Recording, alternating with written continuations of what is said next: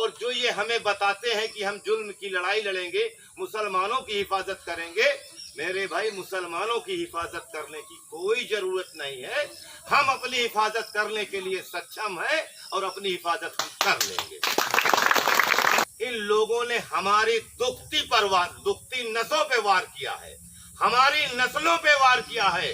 इस प्रदेश की सरकार से और इन हमारे लीडरों से हमें कुछ नहीं चाहिए।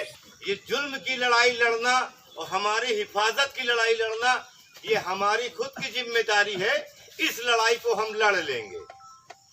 इस लड़ाई के लिए किसी सरकार, किसी सत्ता में सिंहासन में बैठे हुए किसी नेता और किसी कायद की जरूरत नहीं है। लड़ाई हम खुद लड़ लेंगे। जो हमारी जरूरत है, जो हमें मेन चीज जो हमको मिलना चाहिए, उस चीज से हमें दूर रखा गया। दूर किस चीज से रखा गया? जैसे मुसलमानों को आइसक्रीम के नाम पर कभी कब्रिस्तान का ईंटा दे दिया गया, मदरसे में चंदा दे दिए गए सरकार की तरफ से। अभी समाजवादी पार्टी के द्वारा एक नया सगुफा छोड़ा गया कि जानते हैं कि प्रदेश का मुसलमान और देश का मुसलमान, ये मुसलमान कहां से ऑर्गेनाइज होते हैं। उन्हें इस बात का एहसास था कि मुसलमान जब वोटिंग करता है तो ज्यादातर जो है आलिम उलमाओं से सलाह मशविरा लेता है कि किसको वोट दिया जाए। इसलिए इन सरकारों ने, समाजवादी के लोगों ने, कांग्रेस के लोगों ने मुट्ठी भर नौकरियां मदरसे में दी है। बस इसी से इनको छुटकारा मिल गया। जबकि साथियों, मेरा कहना यह है कि हमें इस चीज की लड़ाई नहीं लड़ना है। हमें हर तरीके का डोनेशन को नजरअंदाज करना है। और जो ये हमें बताते हैं कि हम जुल्म की लड़ाई लड़ेंगे, मुसलमानों की हिफाजत करेंगे, मेरे भाई मुसलमानों की हिफाजत करने की कोई जरूरत नहीं है। हम अपनी हिफाजत करने के लिए सक्षम हैं और अपनी हिफाजत हम कर लेंगे। जो मेन चीज हमें चाहिए, जैसे कि जब मुल्क आजाद हुआ, जब हमारा कोई वजूद नहीं था, जब मुल्क आजाद हुआ तो देश के सिस्टम में जो सिविल नौकरियां होती थी, ज्यादातर जो पुलिस की नौकरियां होती थी, जो आर्मी की नौकरियां होती थी, इसमें लगभग हमारी नौकरियों का परसेंटेज था 34%। 34% से ऊपर ही था। लेकिन इन लोगों ने हमारी दुखती नसों पे वार किया है, हमारी नस्लों पे वार किया है। इस प्रदेश की सरकार से और इन हमारे लीडरों से हमें कुछ नहीं चाहिए। हम सिर्फ एक चीज का मुतालबा करते हैं आपके माध्यम से कि हमें पहली बात तो 18% नौकरी देने का, 18% नौकरी देने का मुल्ला मुलायम सिंह यादव, उनके परिवार अखिलेश यादव ने किया था। वो तो फिलहाल नदारत है। 18% नौकरी तो नहीं मिली, लेकिन जो हमारे सर्विस में हमारे लोग थे उनको नदारत कर दिया। आज हम किस हालात में हैं, आपको इस बात का एहसास है।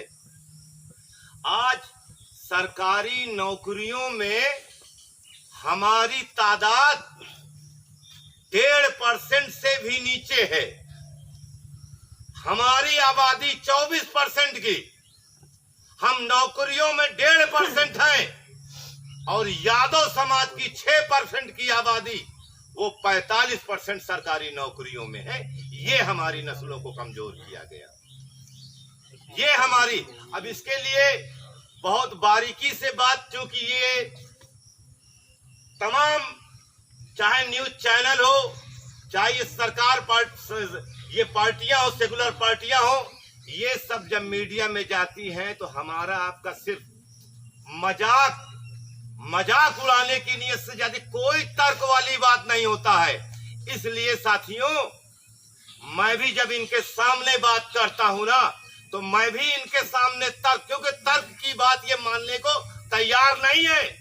अगर ये बेहुदा बातें करते हैं तो इनके सामने जिस तरीके की बातें करते हैं उसी तरीके का जवाब इनको देने के लिए मजलिस इत्तेहादुल मुस्लिमीन तैयार है। ये हमारा सिस्टम होना चाहिए। हमको, चूंकि उन्हें हर चीज मालूम है कि ये डीबी डिबेट में 4 मौलाना साहब आए हैं। मौलाना साहब ऐसा है कि तर्क वाली बात करते हैं, लेकिन सामने जो प्रवक्ता बैठा है उसका नेचर है, वो ये घर से ही सोच के चला है कि किसी भी माध्यम से जो टीवी डिबेट में मौलाना साहब आए हैं उनको बेइज्जत करेंगे और इनके माध्यम से हिंदुस्तान और उत्तर प्रदेश के सभी मुसलमानों को बेइज्जत करने का काम करेंगे। तो मेरे भाई, मैं जो हमारे बड़े बड़े मुस्लिम स्कॉलर हैं, जो इस्लाम के जानकार हैं, जो टीवी डिबेट में जाकर बेइज्जती कराने का काम करते हैं, मैं मंच के माध्यम से बताना चाहता हूं कि मेरे भाई इस टीवी डिबेट में जाना बंद करें, और जा भी रहे हैं तो मजलिस इत्तेहादुल मुस्लिमीन के जैसे हमारे असीम वकार साहब हैं, जैसे अजमल खान साहब हैं, इस तरीके से अगर जवाब कोई देने वाला है तो वो मजलिस इत्तेहादुल मुस्लिमीन है।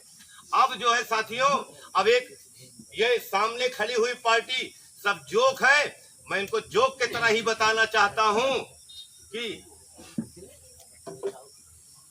सामने खड़ी हुई पार्टी जोक है, इनका कोई वजूद नहीं है, सिर्फ ये हमारा और आपका मजाक उड़ाते हैं। इसके लिए अंधे बहरे फौज में दौड़े और दौड़ते दौड़ते गिर पड़े, फिर खड़े हुए, फिर दौड़े।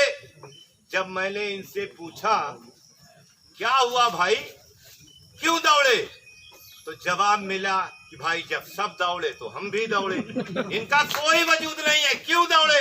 अच्छा, तो फिर मैंने पूछा चलिए भाई ठीक है, जब सब ने फौज में दौड़ा तो तुम भी दौड़े, कोई बात नहीं है। अब ये बताओ कि तुम 72 साल से कांग्रेस पार्टी में क्यों दौड़े। तो उन्होंने बोला भाई गुलाम नबी आजाद दौड़े,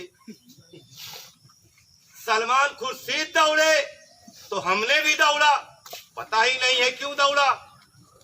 फिर सवाल हुआ कि चलो भाई ठीक है, वहां दौड़े तो दौड़े, कोई बात नहीं। अच्छा ये बताओ कि समाजवादी में क्यों दौड़े। तो बोले भाई आजम खान जब दौड़े तो हम भी दौड़े। कुल मिला के मेरे कहने का मकसद ये है, और बहुजन समाज पार्टी में भी दौड़े।